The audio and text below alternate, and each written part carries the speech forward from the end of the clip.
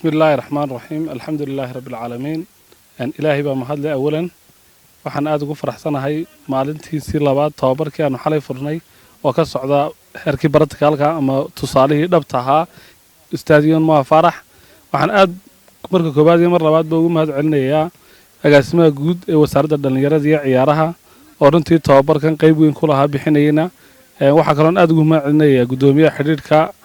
kubadda cagta Jamhuuriyadda Soomaaliland Mudane Fuad iyo dhammaan xiriirada kala xubnaha kala duwan ee xiriirka uu madaxda u yahay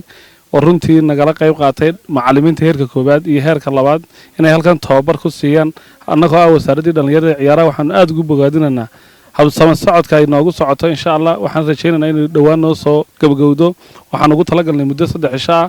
maalintii inaanu wax weyn garoonka ku qabanno qaybta baratikaalka habeenkiina inaanu maktabada gabilay waxa weyn 10 ahaan ay ku dhigtaan macallimiintu waxaan aad iyo aad u bogaadinayaa dhammaan macallimiinta waxa weyn kala duwan ee kooxaha heerka koobaad iyo heerka labaad oo dhammaan ka soo qayb galay haday tahay waxa weyn deegaanada ama degmooyinka kala duwan ee magaaladu ka kooban tahay Arabsiyo Wajaale waxa weyn gabilay kooxaha heerka koobaad iyo heerka labaad macallimiintooda oo runtii kala qayb qaatay markaasi inay ka soo xaadiraan waxa weyn tababarkan ay bixinayso wasaaradda dhalinyarada ciyaaraha iyo xiriirka kubadda cagta Jamhuuriyadda Soomaaliland